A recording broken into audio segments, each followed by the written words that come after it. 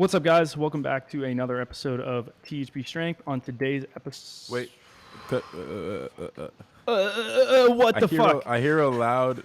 Like Yeah, that's my fan or AC. That's AC my or some AC shit. unit. I'll turn my gain down. All right. How about now? How's that sound? John always fucking How's that shit sound, up. huh? Next thing you know, we're just gonna hear. How's that sound right there? You fucking dog, Not John. right now. How's that sound? That's All right. That's better. You ready? 3, 2, 1, go. What's up, guys? Welcome back to another episode of THP Strength. On today's episode, we are going to be talking about warming up for a jump session. Real quick, we want to give a shout out to our sponsors, Legion Supplements. Just remember, guys, that we approach them because they are one of the most premium services for supplements. Everything that they do is research backed, from the quantity and the quality of the ingredients. They are supported in evidence-based research so that you are able to get the maximum return on your training. We're constantly asked, what's the best way to recover? And this is my answer. Give your body the bioavailability for the micronutrients that it needs to ultimately adapt itself. Let the training do its job and let your body recover on its own by giving it what it already needs.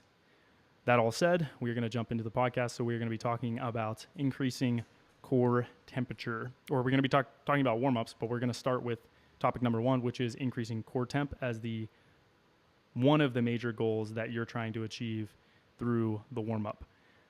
That all said, if you're trying to jump higher, there are a number of goals that you're going to be trying to achieve, but this one is probably the most primary, which is getting blood to the working muscles. So whether that is your quadricep, whether it's throwing or running or jumping, this is a goal that you should always be trying to achieve because it's going to increase the compliance of the connective tissue, which is probably one of the most important things that you're trying to address. So if it's in sprinting, it might be the Achilles. If it's in jumping, it might be the patella.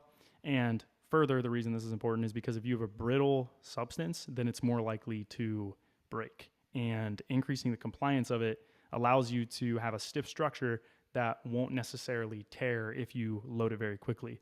So that is one of the big goals of your warm-up, no matter when you're training, but specifically if you're going to jump, because you're about to load that tendon and that connective tissue very, very, very quickly.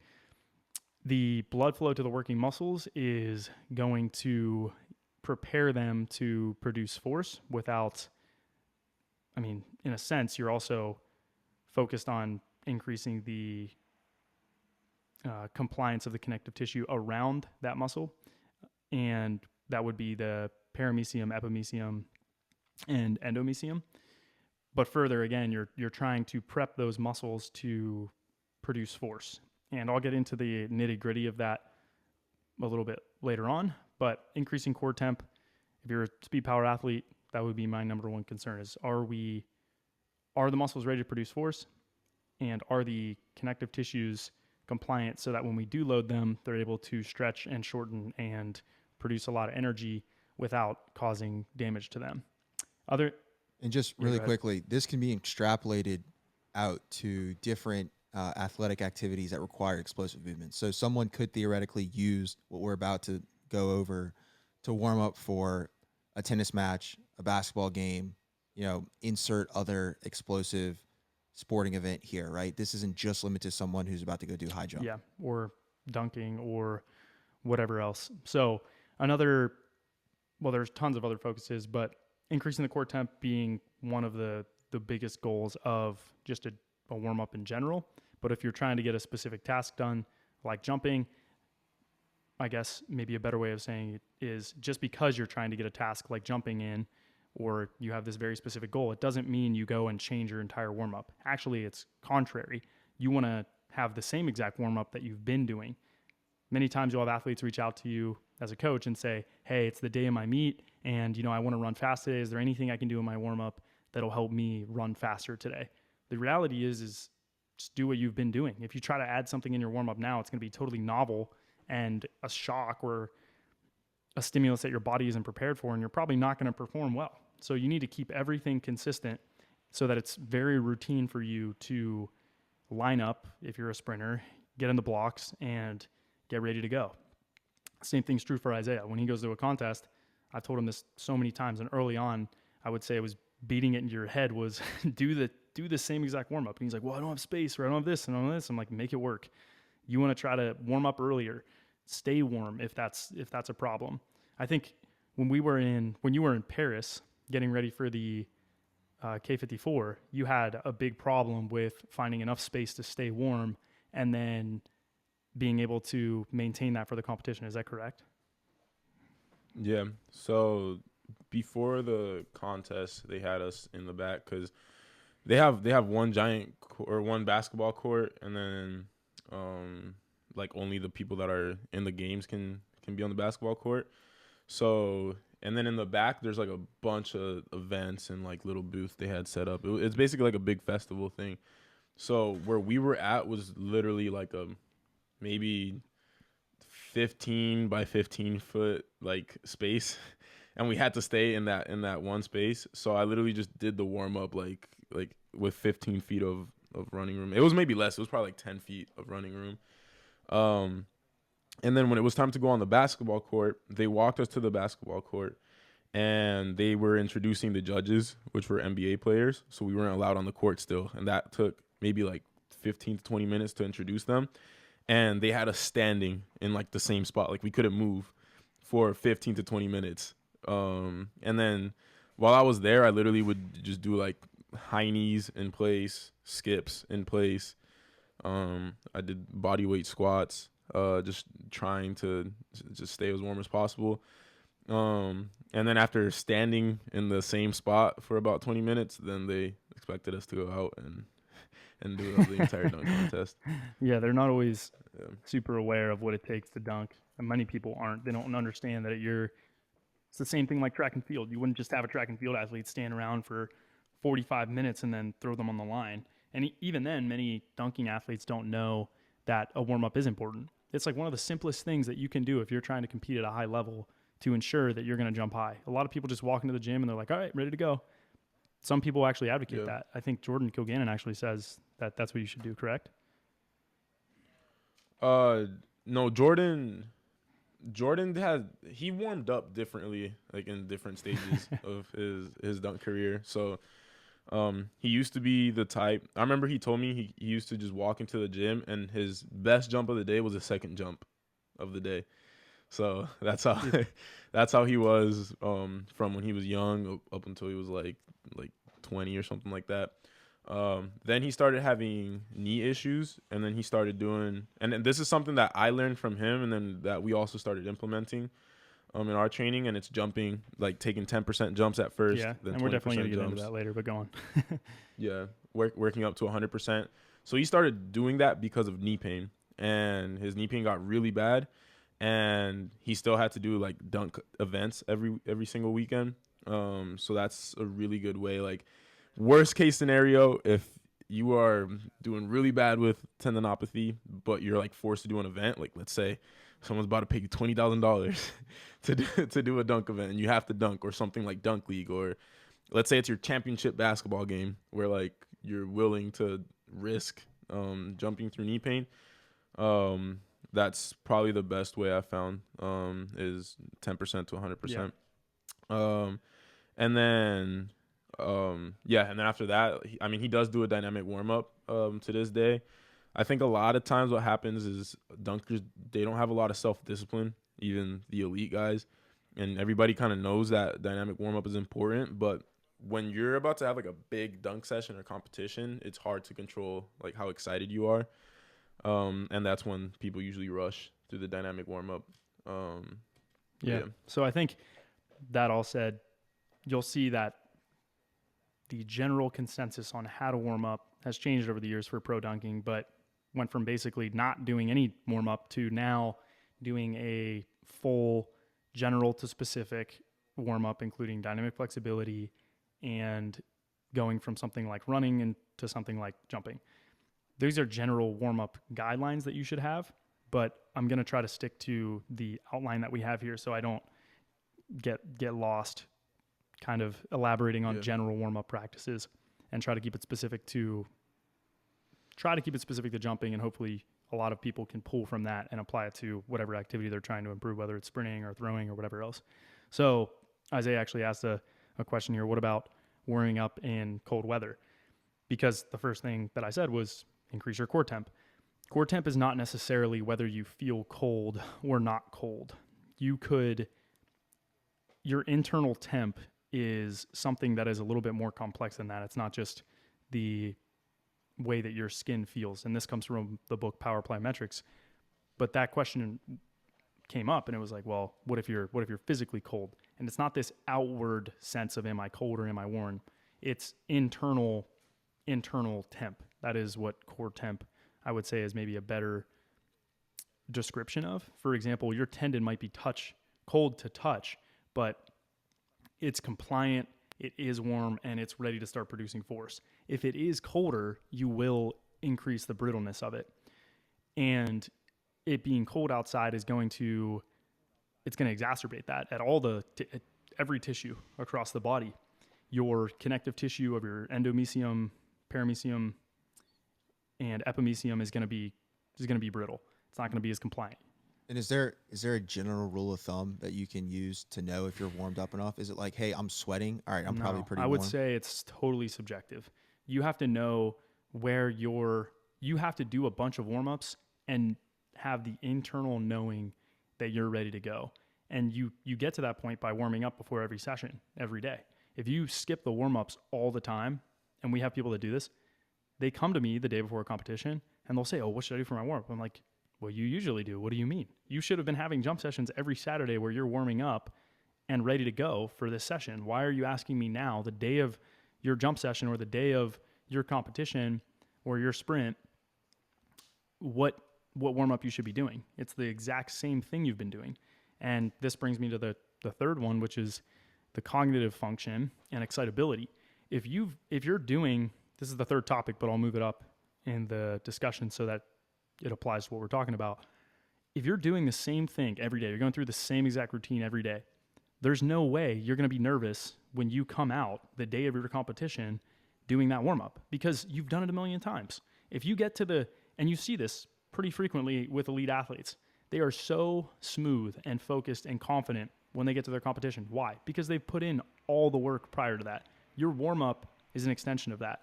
It is you going through these mundane tasks that you've done a million times so that it feels routine and it feels mundane. It feels almost boring because your body is so close to on the edge of too excited. So if you're able to bring it down and go through this very slow to fast progression, this general to specific progression, it is your body slowly ramping up for the task that you're about to perform, getting you in this sweet spot of the performance anxiety curve or the excitation performance curve, which is the more excited you are, the more you'll probably perform better. But if you go too far in terms of excitement, you drop off. I'd say if someone wants to dig into this a little bit more, someone in the NBA who's famous for having literally a copy and paste warm up every single day to the T, same jump shot, same amount, same position on the court, is JJ Redick. JJ Redick apparently has the exact same warm up every single game. Nothing changes. Like if you were to monitor his footsteps, they would look the exact same from one arena to the next, from one game to the next. And it needs to be, I would say the same way someone's warming up to do a max squat. The reason I asked about that sweat is because if you just got to a sweat and you're like, all right, I'm ready to go do a max squat, like, no. Like getting warm is one thing, but you have to get the rest of your body. And I think John's talking on the cognitive side here as well. The neuromuscular side, you can't just get a sweat and say, all right, I'm ready for my 405 squat. It's definitely not going to happen. And that's because everything that you're doing on the court is driven centrally. It's driven by your brain and your spinal cord. You can't have these volitional motor sequences happen without being very in tune at the spinal and cerebral level. You have to be ready neurally. And that is why having a very systematic approach to your warm-up can prepare you to jump high every single time that you go to jump high. Now, that said, training inhibits the body's your ability to jump high because it interrupts certain internal processes. So oftentimes people say, well, I did the full warm-up and I didn't jump as high. I did my full warm-up and I didn't get the result I wanted. Well, what did you do previously? Had you been doing that warm up? Did you deload? Just because you do a full warm up does not mean that you're entitled to jumping high. It means you're giving yourself the best chance of jumping high. I have two examples of that. The first example is when I was in North Carolina. Now I've been doing the same warm up now for 2 years, I believe, like just consistently doing the warm up every single workout. And I'm very used to it, right? It primes me. When I do it before competitions, it gets me in the zone, ready to perform. When I was in North Carolina, Travis was with us. His Instagram is Travis Dunks, if you guys want to see his stuff. He is notorious for not doing the warm up before his sessions. I don't know. I think he's better about it now, but I'm not sure. But we were at the session, and he never does the warm up, and he decided to join me for the warm up, and it completely gassed him. Like it was like taking him through an entire workout, right? So obviously that is going to affect them negatively. And then the second example is Austin, who also used to be notorious for skipping the warm up. There was one session in Florida where he just walked in and started jumping like he usually does. Was jumping super high. CJ got mad at him and he was like, "Oh, you should do a warm up. Like, what are you doing? You're gonna get hurt." So then he ran through the entire warm up with CJ, and then he just started jumping like shit, like absolute shit, right after that. So yeah, that's a perfect example of what you were talking about, where if you're not ready for it, it's all about what you did previously, what you've been doing for the last few weeks. I think too, if you're younger, we all have had that experience where we walk into the gym, we're just ready to jump. You are in gym class as a high school kid, and all your friends are around, and it's after class or whatever, and you're on the basketball court. Everyone's just kind of staring, and you go up and you grab rim, and it's like you're way up there. And you weren't even trying or whatever else. You didn't warm up. You didn't do anything else. Or maybe it's before class or whatever. It's 11 o'clock on a freaking Wednesday and you just jump high. And you're like, well, how's that possible? You're younger, so you don't have a pathological tendon. You don't have any central inhibition because you've never felt pain. Your tendons are always going to be pretty much ready to go. And you don't produce enough force to where you would need to do a full warm up to make sure that you're going to jump high and not get hurt. Your adrenaline is taking over to a pretty high degree. You haven't really experienced a ton of times where maybe you weren't successful and maybe you're super confident in yourself and you're trying to impress the freaking girl across the gym from you. So yeah, I mean, it's possible that you can walk in and feel better than ever and jump super high. But much of that is going to be related to your adrenaline and you being young. Very rarely do I see older guys or any athlete who's jumped a considerable amount and has a high vertical from jumping a lot have the capacity to do that. It's just not super common. And I think, Isaiah, you've probably experienced that, right? And yeah, just like being able to walk in and you have adrenaline and you can jump high regardless of a warm-up.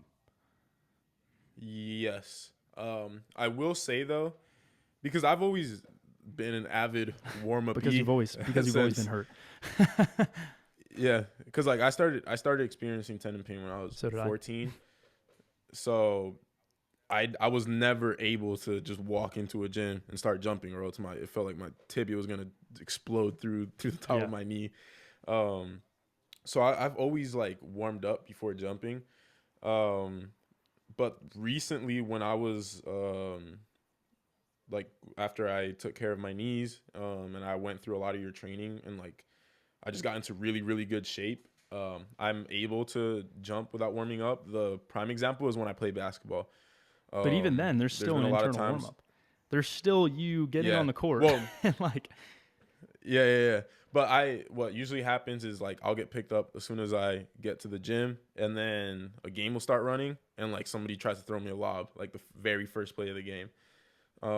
And like you said, you warm up through the game.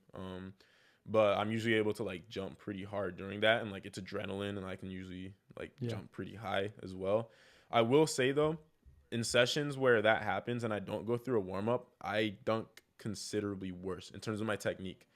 Because when I go through a warm up, it's something I've done a lot of times. It's routine, and it gets me into dunk mode. Like when I'm going through a full warm up, like in my head, I'm like, okay, this is about to be a dunk session, and I'm about to hit every single dunk. and it's gonna be crazy, right? Like it's gonna, like, my technique's gonna be on point. I'm like, my steps are gonna be on point. When I have sessions where I don't warm up, I might be jumping high because of adrenaline and stuff, but I'm definitely a lot less locked in terms of my dunking. When I'm in a contest and stuff like that, my consistency's insane because I'm fully locked in. I did my warm up.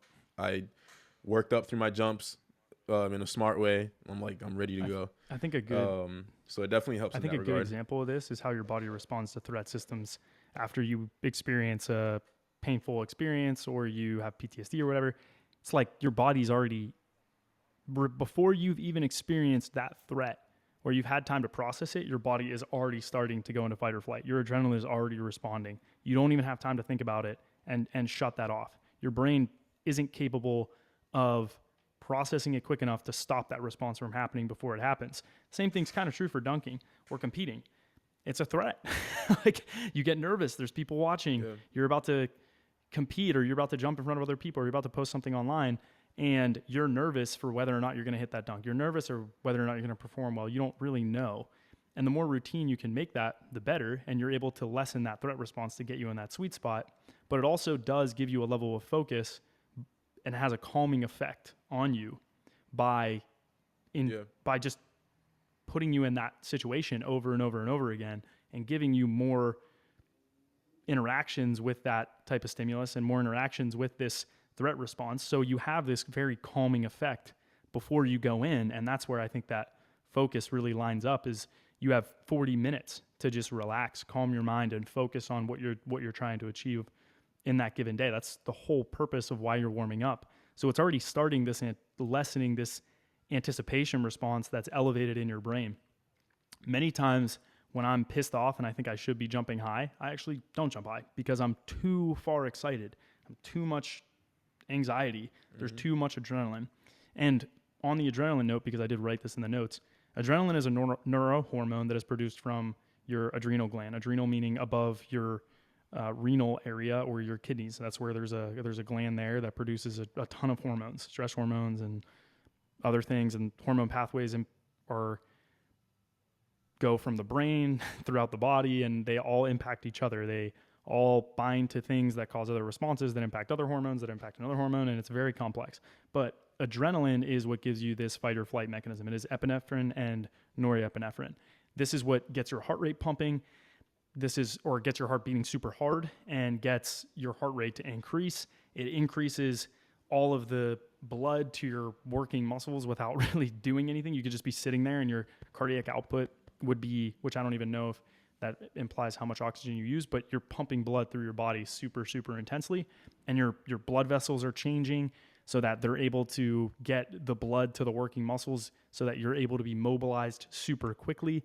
The blood vessels that go to your muscles are going to vasodilate, which means open up, so that blood is being rushed into there so that you're ready to go and that you have oxygen readily available, you have ATP readily available, and you're able to go through these biochemical processes super readily and to a great degree. If you're getting ready to run from a cheetah, this process needs to happen quick so that you're able to be as efficient as possible and give yourself the greatest chances of survival. It's kind of the same thing.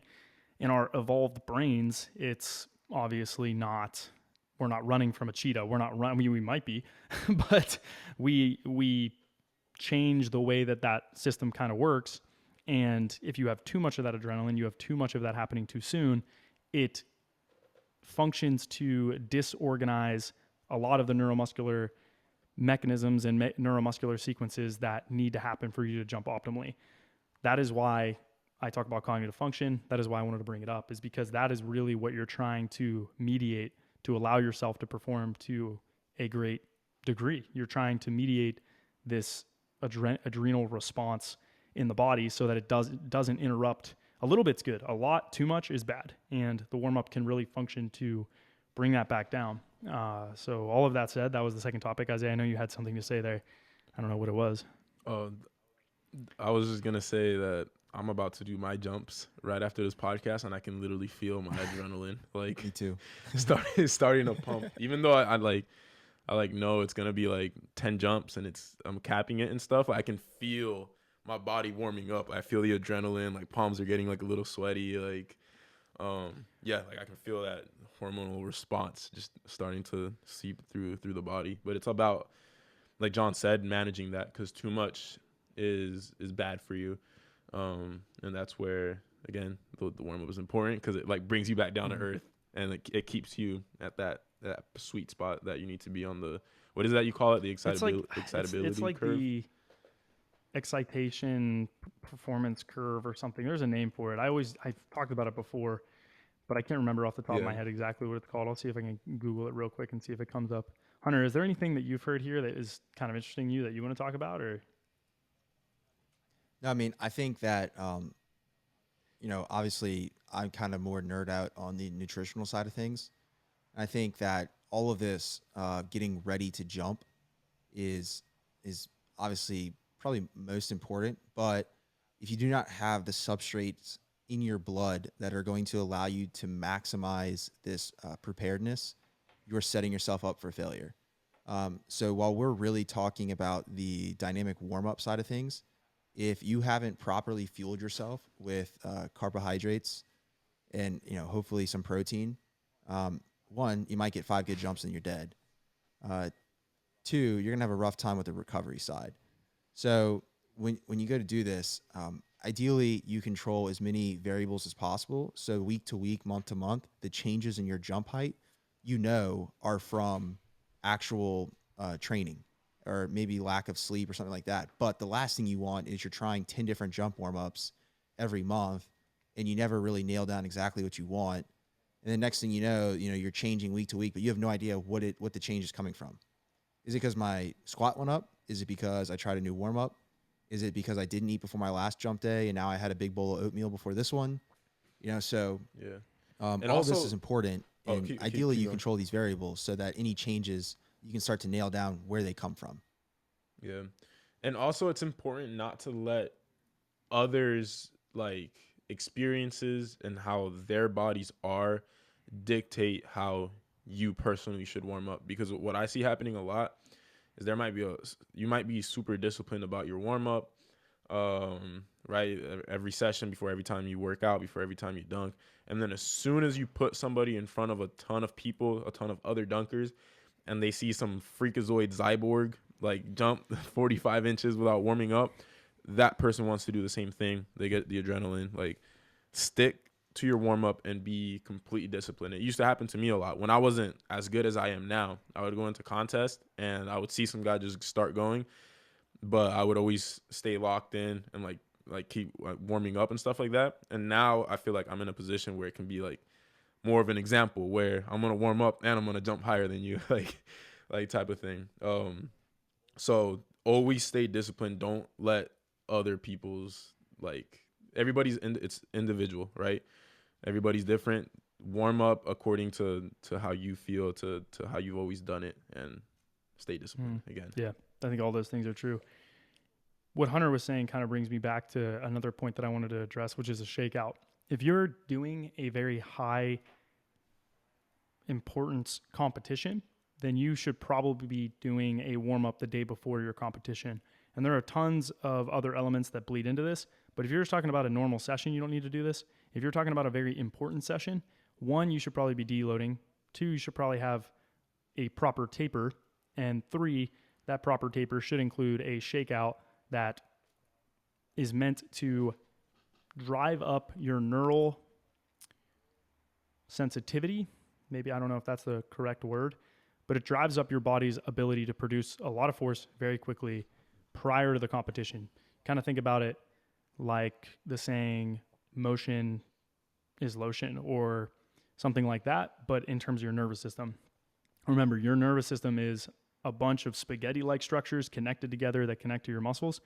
You want to try to get that pathway or that highway, that neural highway, as lubricated, for lack of a better term, as possible, which is bringing me to the next point, which is neuromuscular prep. We've kind of talked about the joint prep and changing compliance and things like that. One other thing I want to add to that before I get into this neuromuscular prep is isometrics are always great to do for jumping or anything where you are trying to store and release energy in a tendon. It increases the compliance via taking advantage of creep, which changes the cross links so that they soften, open up, and you're able to load the core of that tendon. And this is all according to Keith Barr's research. He says this happens in slow strength, but would also happen in isometric contraction. Again, another analogy, slapping water and surface tension. If you slap water, it's very stiff. You put your hand into it very slowly. Obviously, you don't feel that surface tension. Same thing is kind of true in tendons, and isometrics will help you take advantage of that to increase the core temp, for lack of a better word, in that tendon and improve its compliancy so it's able to better store and release energy. The other thing that helps with joint prep is the weeping of synovial fluid. Through all the skips and the general work that you do in getting your core temp up, your joints, your hyaline cartilage and your fibrocartilage, which is your meniscus, and the underside of your patella or the underside of your kneecap where you get the slide and glide, and then your meniscus is the same material that your discs are. Fibrocartilage and hyaline cartilage would be, again, the slide and glide underneath your kneecap. Both of those cartilages can produce a fluid that lubricates the joint. And it can be beneficial to go through the whole warm-up to get that weeping of synovial fluid so that it soaks into that tissue and it's prepared to slide and glide and allow you to move freely without pain or have pain in the future. That's why you want to start with something easy. That's why you want to progress to something more intense, along with all the other things that we talked about. That all said, coming back to the neuromuscular prep, this is probably the last piece that I wanted to discuss, and then Isaiah, you and Hunter can obviously make comments or ask questions or whatever else. But the biggest goal that you're trying to achieve in your warm-up, other than the joint prep and the cognitive prep, is this neuromuscular prep, which is, are you ready to sequence your jumps appropriately and connect everything together? Are you able to anticipate the jump before it happens? Which is going to change the entire sequencing of your jump. It's going to change when muscles are recruited, at what degrees, and when that happens, your tendon isn't going to rupture because you've done all of the previous prep previously. You've done all of the prep that we previously discussed. Your joints are ready to go. Your tendons are ready to go. They're lubricated. They're compliant. Your muscles are warmed up. They've had blood pumping in and out of them. They're ready to produce a lot of force. And this neuromuscular prep that is happening is going to be through all of the skipping, all of the running, all of these dynamic activities. It is going to be through the dynamic flexibility. It is going to be through the sprint drills. All of those elements should be in your warm-ups, and they're in our warm-ups. And they are going to function to optimize the motor pattern or the motor sequencing that you're about to perform. So stress shortening cycle prep, again, you have to be ready to anticipate things before they happen. That's why you go from general to specific, because you can't start with the motor pattern that you're seeking to achieve. If your goal is to jump super high or throw a ball super hard, if you start with that, your tendons are brittle. So they're going to rip apart as soon as you go to produce a lot of force. You're not going to sequence the movement correctly going hip, knee, ankle in a jump or in a sprint or in a throw. You're not going to go from the spine to the pec to the rotator cuff to the elbow to your hand. Being able to set up your warm-up such that it goes from proximal to distal, meaning it goes from the big muscles close to your core to the little ones out at your tippy toes or your fingertips, optimizes the sequencing that is to follow, which in this case is jumping. So the stress shortening cycle prep, massively important in that you start with very low level, low intensity plyos, and you progress to more intense, higher intensity plyos. It's why I start with skipping, and the end of progression is them max effort jumping in the session. Like I said previously, synchronizing muscle actions is massively important. Being able to sequence them from proximal to distal is massively important. If you go into a jump session and you're not timing up your arm swing with your block foot off 2 feet, you're not going to jump high. No matter how much technical work you do, no matter how much you try to lengthen out that penultimate step and you are fast and low, if you don't time that up perfectly, you're not going to jump high. And the best analogy that I give is sequencing allows you to recruit muscles from proximal to distal, and it allows the jump to look timed up and smooth. It is what makes jumpers look smooth. If you were to look at it underneath an EMG, it would look like a symphony. You would see certain instruments turning on and off, meaning certain muscles turning on and off at certain times, and it would be this beautiful harmonic picture of muscles on and off at certain times to certain amplitudes, producing force to a greater degree or lesser degree at certain time points. By warming up, you're giving yourself the best chance to do that. You're allowing all of those muscles to get the blood to them. You're allowing all of the connective tissue that connects those muscles to the bones to become compliant. You're allowing your joints to lubricate so that there's no inhibition in your brain. There's no part of your brain that's saying, hey, this hurts, so I'm going to shut this muscle off at this time, which means I'm not going to jump optimally. It is an automatic, autonomous, thoughtless thing that you're trying to achieve in jumping. Your best jumping is going to happen when it's automatic and you're quote unquote in the zone. Getting a routine warm-up is going to optimize the chances of that occurring. Doesn't mean it's going to happen every time. No, but it means you're going to get closer to that point. It's going to get closer to you hitting that bullseye. The other thing is the progressive jumping that we will put into a warm-up. This is something that I believe you should do with sprints or anything explosive, is you do the action that you want to end up doing to a great degree to a lesser degree. Meaning if you're trying to sprint at a lower degree or to a lower effort level, then progressively more, then progressively more. It's going to help you with the timing. It's going to help you stay relaxed. It's going to help you be fluid. And then you just chase that sensation. You chase a more aggressive jump. You chase a more aggressive throw. You chase a more aggressive sprint. And by doing that, it allows you to naturally optimize the sequencing and the timing of those elements so that they're not forced. And it is a thoughtless thing where you're just chasing this sensation that's giving you this outcome. It's a kind of a hard thing to explain, and I've struggled to explain it for probably 2 years now, but it's definitely something that internally happens as an athlete that lets you get to a point where you produce or you perform at a high level.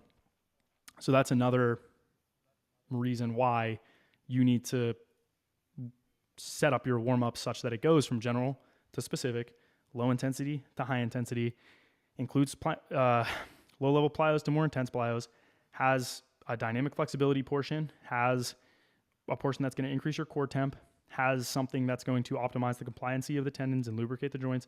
All of those things should be in there. The specific elements, if you've done our warm-ups, you know what they are, but just to make this clear and concise, skipping, jogging, running, whatever else, you put that in there. Then you have dynamic flexibility, which is going through flexibility and full ranges of motion.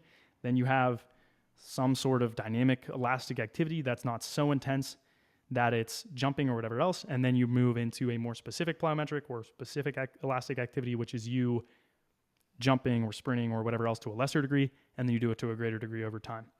That is the basic setup of our warm-ups. You might want to, someone in the comments puts a timestamp right there. This is the take-home point of how you want to set up your warm-ups. Go ahead and do that. I think it would be beneficial for people to be able to hear that over and over and over again, what I just explained. The last thing, and I'll get off my soapbox here, is the increasing the sensitivity of, or improving your neuromuscular function means increasing the sensitivity of calcium channels. It means increasing the excitatory postsynaptic potentials, which is the chemical to electrical signal that happens in a neuron and then to the muscle, and getting that to be as smooth as possible so that you are ready to produce force fast and to a very high degree. It allows for an efficient muscle contraction without inhibition. The greater the excitation in the brain, the greater the rate coding and the amplitude of that neural drive, which means more motor recruitment, which means more muscular force. That's everything in the why you should set it up specifically. And then I also briefly talked about the how, but just wanted to be sure we didn't get too far off topic there. And I'll sum it up again. The first goal, you need to increase your core temp. The second, or 1A, is you need joint prep, and that could be isometrics. It could be whatever you were doing to increase your core temperature, like skipping or jogging or whatever else. It can be very beneficial. The next goal that you're trying to achieve is a neuromuscular prep. So I guess this is kind of like number 2, or I guess we'll call it 3. Neuromuscular prep, which is getting all of those cognitive and motor patterns to connect together and getting your nervous system to unwind appropriately and getting it to, or I guess wind out appropriately, so you are able to produce a lot of force very quickly. And then the last one is the cognitive function. So taking advantage of the neurohormone adrenaline and getting it to help you versus hurt you. And those would kind of be the big things that I would say your warm-up needs to achieve. How you do that, I guess we can talk about now. I don't know how much time we have, but I briefly mentioned it.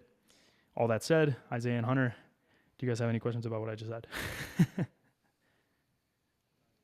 I personally don't. Did it make sense? No. I mean, I think we covered it. And if you're one of our athletes, we can help you develop your own warm up program. But I think, as much as I hate saying this, it just kind of depends on who you are and how you are used to warming up. But I mean, obviously, I don't have anything to add to the John Evans warm up. I would say, again, I'll say this one more time. Your warm up should go from general to specific, increase your core temp, get your tendons compliant, get your joints lubricated, get your excitation to a good point. Increases intensity over time. I like it. That's the most. I mean, that's really what it is. That's how you warm up. If you want the nitty gritty and the specifics, you would have to do our training or consult or something like that for me to really go into the details, because it's not just skip for 5 minutes and then do this and then do this. It's sign up for THP Strength. What'd you say, Hunter? I said sign up for THP Strength coaching. All that said, guys, thanks for listening. I hope that you guys enjoyed it. If you enjoyed the podcast, make sure that you share, rate, review it, any of those things on the podcast through Apple, or you do it through YouTube. If you're looking to follow us, my Instagram is JohnEvans_THP. Isaiah's is Isaiah Rivera 1. And Hunter, yours is Hunter_LePere. Perfect. Thanks for listening, guys, and we will catch you next time.